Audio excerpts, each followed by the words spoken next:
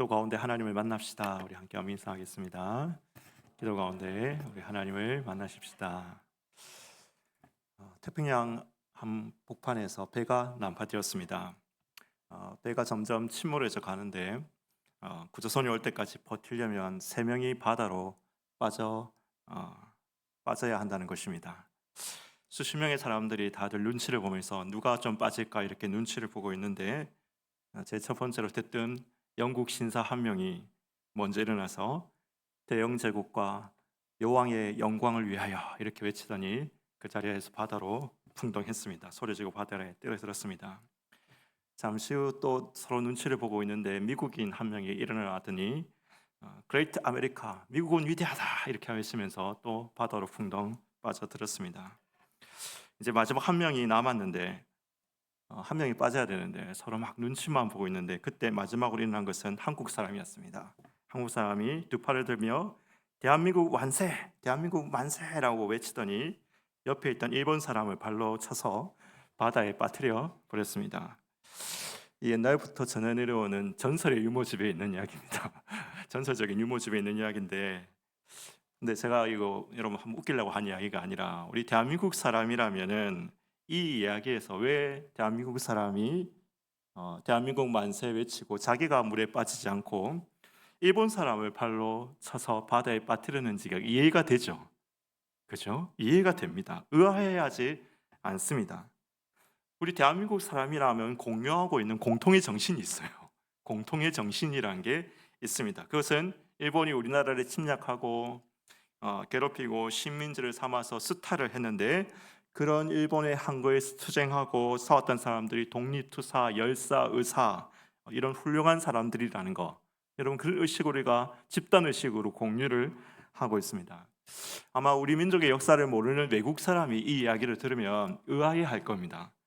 왜 한국인은 한국 만세를 외치면서 일본인을 발로 차서 빠뜨리는가?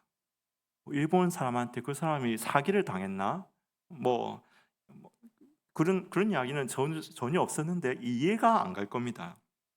그러나 여러분 대부분의 한국 사람들은 뭐 부연 설명이 없어도 이 상황이 이해가 갑니다. 여러분들이 일본 사람한테 사기당한 거 없잖아요. 그렇죠?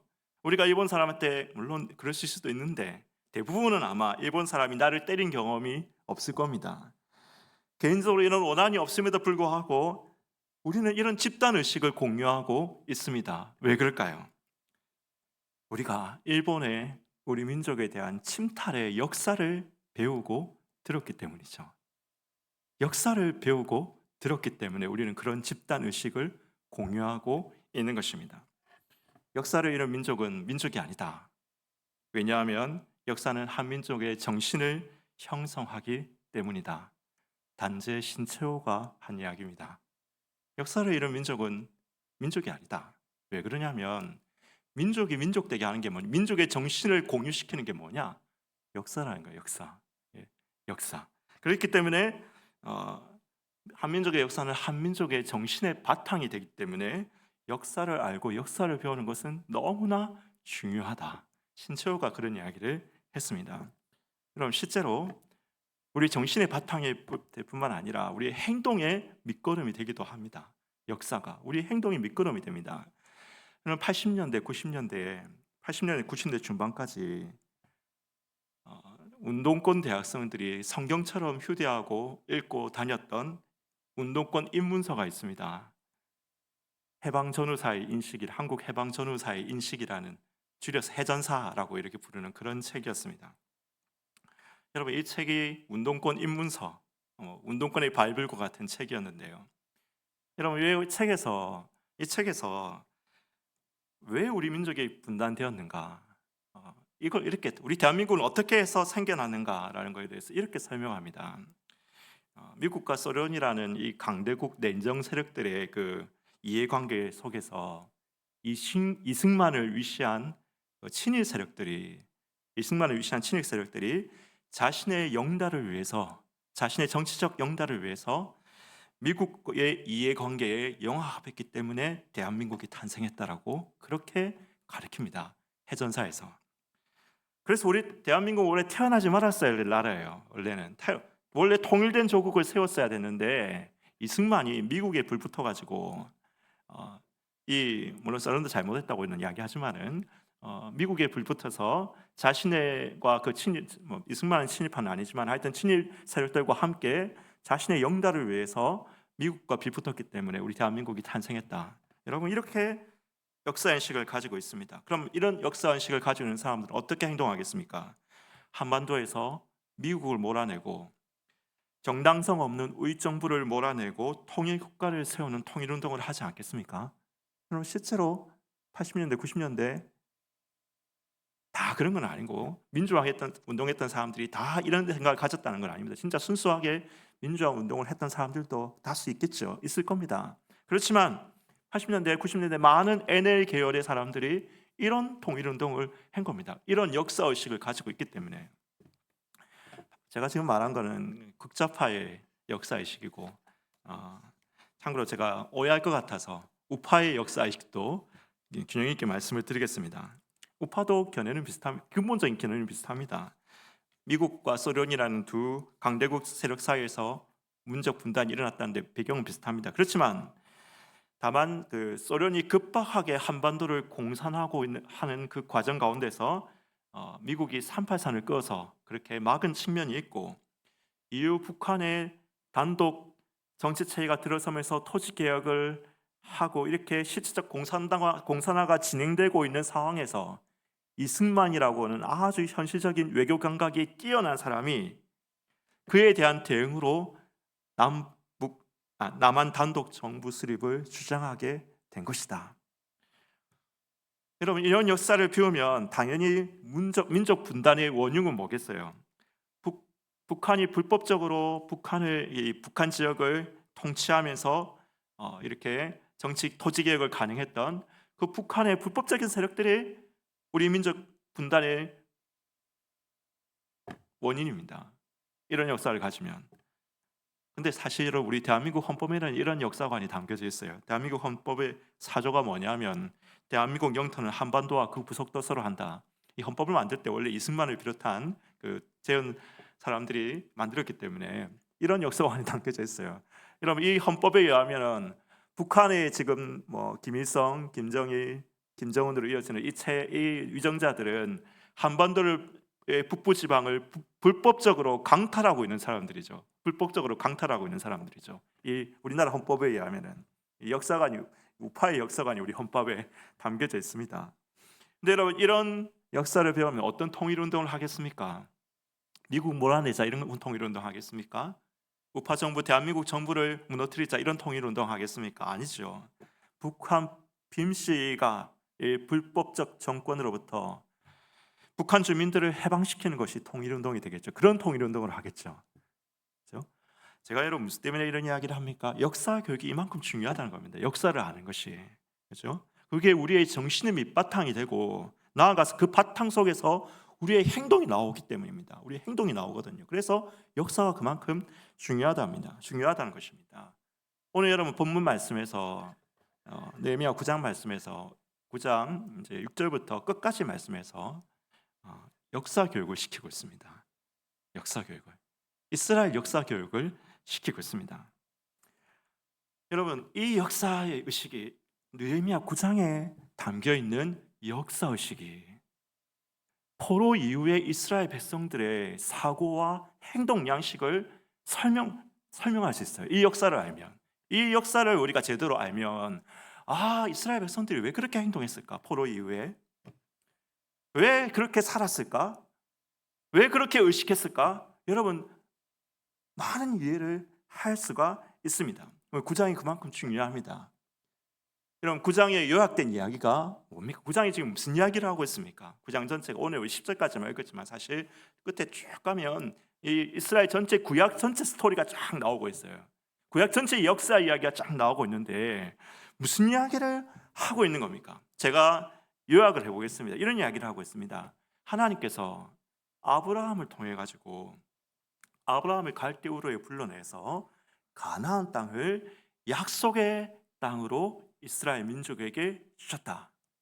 이스라엘 민족들이 어떻게 해서 애굽으로 가게 됐는데 그 애굽에서 이집트인들의 노예 생활하면서 이제 막 고생하고 있어 고난 당할 때 그들의 부르짖음을 들으시고 하나님께서 이스라엘 백성들을 다시 불러내서 홍해를 가르시고 불기둥 구름 기둥으로 인도하셔서 그들을 해방시키셨다. 시내산에서 그들에게 율법을 주셨고 하나님의 율법을 주셨고 만나와 메추라기로 먹이시면서 약속한 가나안 땅에 이르게 하셨고 그래서 마침내 복을 누리게 하셨다. 그런데 이스라엘 백성들은 이 하나님의 율법을 지키지 아니하고 금송아지를 만들고 율법을 지키지 아니하고 율법을 버렸다. 그래서 하나님께서 끊임없이 구원자들을 부르셔서 보내셔서 그들에게 말씀하시고 그렇으나 선지자들을 보내서 경고했으나 그러나 우리는 악을 행했다. 결국 하나님의 그 기름진 땅에서 쫓겨나서 우리가 이방 민족의 종이 되었다. 여러분 이게 역사입니다. 이게 이스라엘 백성들 느헤미야 9장이 전체가 이야기하고는 이야기에 요약된 역사입니다. 여러분 이 생각이 포로 이후에 이스라엘 백성들의 정신과 행동을 규정했던 역사의식입니다. 왜 우리가 이렇게 끔찍한 상황을 당하게 되냐? 왜 이렇게 우리가 종되고 포로된 생활을 하고 있느냐? 왜 이렇게 돌아왔어도 이렇게 우리가 강대국대 천바군에 의해서 학살당하고 괴롭힘 당하고 이렇게 살아가고 있느냐? 여러분 느헤미야 9장의 전체 역사의식에 의하면 뭐 때문입니까? 우리가 율법을 지키지 않았기 때문이다. 우리가 율법을 지키지 않았기 때문이다. 그럼 구원은 어디에 있느냐? 구원은 어디에 있겠습니까? 우리가 율법을 철저하게 다시 준수하면 하나님께서 우리에게 이 땅을 주실 것이다. 이스라엘 백성들이 지향하는 궁극적 목표는 그럼 뭐겠어요? 궁극적 목표는 뭐겠습니까? 다시 이 땅, 하나님이 약속하신 이 가나안 땅에서 하나님을 섬기면서 하나님이 주시는 복을 누리며 살아가는 것. 이게 이스라엘의 역사의식의 궁극적 목표입니다. 포로기 이후에 바리새파 사람들이 왜 그렇게 행동했는지, 왜 이스라엘 사람들은 결국 AD 70년에 로마에게 반란을 일으켰다가 멸망당했는지, 그럼 그 이유가 조금 우리가 실마리가 잡히지 않습니까? 본문의 역사는 사실 구약 성경의 역사거든요. 창세기 11장부터 시작되는 구약 성경 전체의 역사입니다. 그런데 여러분 우리가 좀 의아하지 않으세요? 왜 이런 역사의식을 가지고 있는데 왜 메시아 예수님이 오셨을 때 이스라엘 다수는 예수님을 메시아로 받아들이기를 거부했을까요? 그런 의식과 행동으로 나타났을까요? 여러분 그들이 생각하는 구원자는 이 역사의식에 의하면 율법을 철저히 지키면서 이스라엘을 지배하는 강대국에서 이스라엘을 해방시키고 다시 조상들에게 약속된 가나안 땅에서 하나님의 복을 받는 그런 나라를 세우는 것이겠죠. 그들의 역사의식에 의하면. 그러나 여러분 예수님은 어떻게 행동하셨죠? 예수님은 안식일을 일하는 것처럼 보이셨어요. 죄인과 이방인들과 함께 밥을 먹고 함께 지내셨습니다. 로마하고는 싸우는 것을 시도조차 하지 않으셨습니다. 그러면서 자신이 메시아라고 칭했습니다. 이스라엘의 다수 사람들의 눈에는 바리새파 사람들을 위시한 이 이스라엘 주류 세력들의 눈에는 예수님은 메시아를 참칭하는 자였던 겁니다. 참칭하는 자라는 것입니다. 자기들의 역사의식에 의하면. 여러분 포로 이후 이스라엘 공동체는 느헤미야 9장대로 믿었고 사실 구약 성경대로 그렇게 믿은 거예요. 그런데 왜 그렇게 예수님을 거부하고 예수님을 메시아로 받아들이지 못하고 결국 예수님을 십자가에 못 박혀 죽게 했을까요? 물론 더 원론적인 이야기가 있죠. 우리 죄 때문에 예수님께 죽으신 것이지만은 우리는 오늘 이 역사의 관점에서 한번 생각해 보자는 것입니다. 여러분 이 이스라엘 백성들이 결정적으로 놓친 것이 하나가 있어요. 결정적으로 한 가지를 놓쳤어요. 성경대로 믿는데 한 가지를 놓쳤습니다. 뭘 놓쳤냐? 6절을 놓쳤어요. 6절을 놓쳤습니다. 6절이 뭐냐면 여러분 주께서 하늘과 하늘도 이를 성신과 모든 세상의 창조주가 되신다라는 이 말씀이거든요. 여러분, 이걸 놓쳤습니다. 그들의 이스라엘 백성들은 자기들의 이 역사 이야기가, 이스라엘의 역사 이야기가 사실은 한 민족의 역사 이야기가 아니라 더 사실은 근본적인 원형의 이야기 속에 포함되어 있는 이야기라는 것을 놓쳤습니다. 더 근본적인 원형의 이야기, 그 이야기의 모형이라는 것을 놓쳤어요. 자기들의 역사 이야기가, 그렇죠? 더 근본적인 원형의, 인류의 원형적인 그 구원 역사의 모형이라는 것을, 포함되어 있는 모형의 이야기라는 것을 놓쳤습니다. 하나님은 이스라엘의 민족신이 아니시거든요. 하나님이 이스라엘 민족신이 아니시거든요. 물론 이스라엘의 민족신이기도 하시지만은 민족신만은 아니시거든요. 6절에서 고백하고 있는 것처럼 하나님은 온 우주의 창조주시거든요. 그러면 여러분, 하나님이 과연 궁극적 목적이 이스라엘 백성들을 저기 지금 중동 땅 한 땅에다가 거기다가 여러분 딱 정착시켜가지고 거기서 그들이 하나님 잘 섬기고 행복하게 살게 하는 거, 이게 하나님 궁극적 목적일까요? 그럴 수가 없겠죠. 하나님이 이스라엘만의 신이 아니라 온 인류의 신이며 온 우주 만물의 창조주시라면 하나님이 그걸 목적하지만은 않으시겠죠. 그걸 목적하지만은 않으실 겁니다. 성경에 사실 우리가 다 아는 근본적인 이야기가 있습니다. 이스라엘의 이 역사 속에는, 제가 지금 방금 쭉 이야기했던 이스라엘 역사 속에는, 이게 여러분 그냥 이스라엘 역사로만 끝나면 그걸 우리가 왜 배워야 되냐? 그게 나하고 뭔 상관이냐? 이스라엘이 그랬다는 게 이스라엘 민족들한테는 그렇구나, 우리 민족이 그렇게 해서 우리가 생성되었고 우리가 지금까지 살아가고 있구나, 이게 될 수 있지만은 2000년 후를 살아가는 오늘 우리에게 이 이스라엘 역사 이야기가 왜 우리한테 무슨 연관이 있습니까? 무슨 상관이 있고 무슨 의미가 있는 것입니까? 사실 더 근본적인 이야기의 모형이기 때문에 의미가 있는 것입니다. 근본적인 이야기의 모형이기 때문에. 근본적인 이야기는 뭡니까? 그러면 더 근본적인 이야기는 우리가 다 아는 이야기죠. 다 아는 이야기입니다. 하나님이 세상을 만드셨습니다. 그 세상은 하나님이 보시기에 터부한 세상, 보시기에 좋은 세상, 하나님의 본성에 일치하는 터부한 하나님의 나라였습니다. 하나님의 나라. 그리고 아담과 이브를 만드시고 하나님께서 그분의 형상으로 만드시고 세상을 하나님의 형상, 다스리라고 그렇게 명령하십니다. 그런데 이 아담과 이브가 사단의 게임에 빠져서 선악과를 먹고 하나님처럼 되려고 하다가, 선악을 아는 일에 하나님처럼 되려고 하다가 결국 죄를 범하고 맙니다. 그래서 인간은 타락했고 죄와 영원한 사망의 존재가 되고 말았고, 여러분, 자연과 만물이 저주를 받고 하나님의 나라가 파괴되었습니다. 하나님은 다시 하나님의 백성을 부르시죠. 처음에는 아벨, 셋, 에노스, 노아, 하나님의 백성들을 부르십니다. 계속. 그런데 다 실패하죠. 다 실패합니다. 그러면 창세기 이제 11장에서 이때 누가 등장합니까? 아브라함이 등장하죠. 아브라함, 하나님의 백성 아브라함, 그 자손 이스라엘을 부르십니다. 그래서 1500년 동안 이어오는 이스라엘의 구원 역사의 이야기는, 이스라엘 역사의 이야기는 마침내 하나님의 아들 예수 그리스도가 오셔서 세우실 예수 그리스도의 그 원형적인 이야기의 모형, 예수님이 세울 하나님의 나라의 모형, 예수님이 다시 세우실 하나님의 백성의 모형, 하나님의 전 인류를 향하신 구원 역사의 모형적인 이야기가 바로 이스라엘의 이야기라는 것입니다.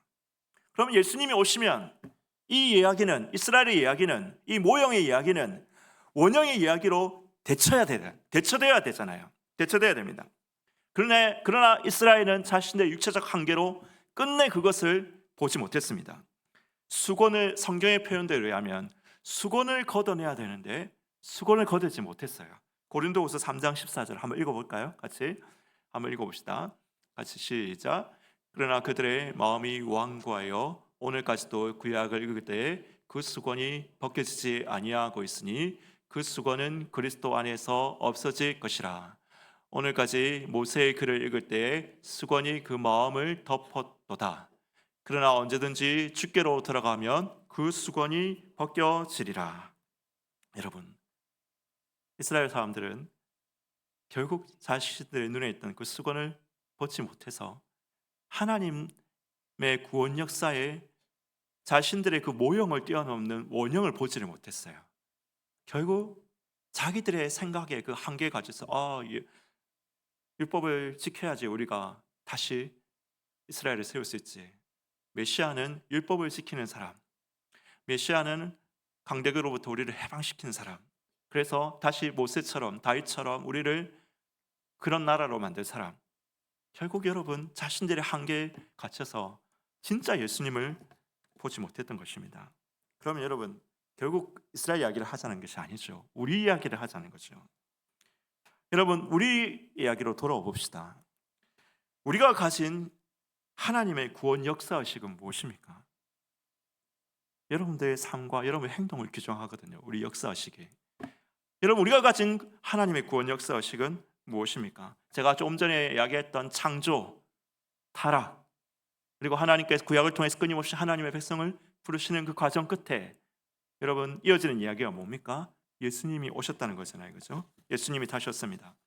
그리고 그가 대속적인 죽음으로 말미암아 그의 우리의 죄를 대신한 대속적인 죽음으로 말미암아 예수님께서 우리의 죄를 용서하시고 하나님과 인간을 다시 화목시키셨다는 것이죠. 그 결과 여러분 어떻게 됐습니까? 그의 죽으심, 그의 대속적 죽으심, 그가 죽으신 것이 자신의 죄 때문이 아니라 2000년 전에 십자가에 달리신 예수가 자신의 죄 때문에 죽으신 것이 아니라 나의 죄를 대신하여 죽으신 죽음이라는 것을 믿는 자마다 죄 사함을 받고 의롭다 하심을 받아서 하나님의 나라를 상속하는 하나님의 자녀가 되었다. 여러분 이것이 우리의 역사의식이죠. 구원 역사의식이죠. 그러면 여러분 우리가 이제 하나님의 나라를 상속받는 자가 되었는데 우리가 상속할 하나님 나라는 어디에 있습니까? 우리가 상속받을 하나님의 나라가 어디에 있습니까? 그 나라는 1차적으로 하늘에 있죠. 하늘에. 우리가 죽음 이후에 가게 될 영적 세계, 하나님의 보좌가 있고 먼저 간 영혼들이 있는 하늘의 하나님의 나라, 예수의 이름을 믿는 자, 그 이름을 부르는 자들이 상속받게 될 것입니다. 여러분 그 나라는 어디에 있습니까? 하나님의 나라가 어디에 있습니까? 그 나라는 이 세상 끝에 있습니다. 이 세상 끝에. 이 세상이 끝나고 그리스도가 재림하시는 그날에 하늘과 땅이 하나 되어서 새 하늘과 새 땅을 이루고 모든 만물이 하나님의 통치를 받는 하나님의 나라가 될 것입니다. 예수의 이름을 믿는 자, 그분이 나를 위해 죽으셨음을 믿는 자는 부활된 육체와 함께 이 영과 육이 하나 된 세상, 새 하늘과 새 땅을 상속받아서 영원히 하나님의 영광을 이뤄가게 될 것입니다. 그럼 마지막으로 하나님의 나라는 어디에 있습니까? 하나님 나라는 천국이 어디에 있습니까? 천국은 하늘에 있습니다. 물론 제가 이 하늘이라는 게 파란 하늘을 이야기하는 게 아닙니다. 영적 세계로서의 하늘에 있습니다. 하나님의 나라가 어디에 있습니까? 마지막 일상의 종말에 펼쳐질 새 하늘과 새 땅에 하나님의 나라가 펼쳐질 것입니다. 그런데 여러분 그와 동시에 우리가 또 놓치지 말아야 될 것이 있습니다. 하나님의 나라는 어디에 있습니까? 이 땅 가운데 시작되었고 자라나고 있습니다. 하나님의 나라는 예수님이 말씀하셨죠. 처음에는 겨자씨 하나과처럼 미미하지만은 예수로부터 시작된 이 하나님의 나라가 처음에는 겨자씨 하나처럼 미미하지만은 30배, 60배, 100배의 결실을 맺고 큰 나무가 되어서 공중에 새들이 깃들게 되는 것이다. 이것이 하나님 나라의 비밀이다. 예수님께서 이야기하셨죠. 예수님으로부터 시작된 하나님의 나라는 12제자 500명, 3,000명, 5,000명, 수만 명 전 유럽과 북아프리카를 복음화시키고 지금 세계 3분의 1이 예수님을 메시아라고 부르고 이 복음이 전파되는 곳에 노예가 해방되고, 이 복음이 전파되는 곳에 자유와 인권이 신장되고, 이 복음이 전파되는 곳에 군명과 풍요가 일어나게 하고 있습니다. 여러분, 우리 개인에게도 우리가 그래서 여러분들이 우리가 죽어서 내 영혼이 천국 간다, 이거 우리가 분명한 믿음이죠. 그러나 이와 동시에 우리가 반드시 잊지 말아야 될 것이 있습니다. 우리가 예수를 믿으면 하나님의 나라가 지금 여기서 시작된다는 거예요. 하나님의 나라가 시작되고 자라난다는 겁니다. 하나님의 나라가. 예수님께서 이미 하나님의 나라를 시작하셨거든요. 그래서 우리가 믿는 천국은 죽어서 가는 천국일 뿐만 아니라 오늘 이 땅에서 시작되고, 여러분들의 개인의 삶 속에서 우리가 예수 그리스도를 믿을 때 어떤 일이 납니까? 그래서 근심에서 해방되고, 병마에서 해방되고, 예수님을 믿을 때 무슨 일이 납니까? 목적 없는 삶에 목적이 생기고, 여러분, 파괴된 가정 가운데 평화와 생명이 샘솟게 되는, 여러분, 그런 하나님의 나라가 시작되는 것입니다. 여러분, 우리는 지금 그 역사의 선상에 있습니다. 이 시작되었고 자라나고 있는 하나님 나라의 역사의 선상에서 우리가 내 삶을 통해서 하나님의 영광을 추구함으로써 우리는 하나님의 나라를 진전시키고 있습니다. 두려움이 있습니까? 우리가 두려워할 것이 무엇입니까? 허무하고 공허할 것이 있습니까? 우리가 살아생전에 주님 오심을 보지 못한다면 우리는 죽어서 우리의 영혼이 하나님의 나라, 하늘에 있는 하나님 나라에 들어가서 주의 영광을 찬송할 것이고 주와 함께 있을 것입니다. 우리가 살아생전에 주님 오심을 본다면 우리는 온 세상 만물이 하나님의 보시기에 토부한 상태로 다시 회복되는 것을 보게 될 것입니다. 우리가 목숨이 붙어있는 한, 살아 숨쉬는 한, 우리가 60이 되었든 70이 되었든 80이 되었든 어떤 시간에 살아 숨쉬는 한 내 삶을 통해서 내게 주신 사역과 삶과 시간과 달란트와 자원을 통해서 하나님의 나라가 내 삶에 한치라도 더 자라나게 하고 하나님의 나라가 한치라도 더 진전시키게 하는 것, 이것이 우리의 구원 역사 의식, 하나님의 구원 역사 의식입니다. 여러분, 우리가 함께 그 나라를 이루어 가시는 우리 모든 성도님이 되시기를 예수님의 이름으로 축원합니다. 함께 찬양하겠습니다. 말씀 앞에서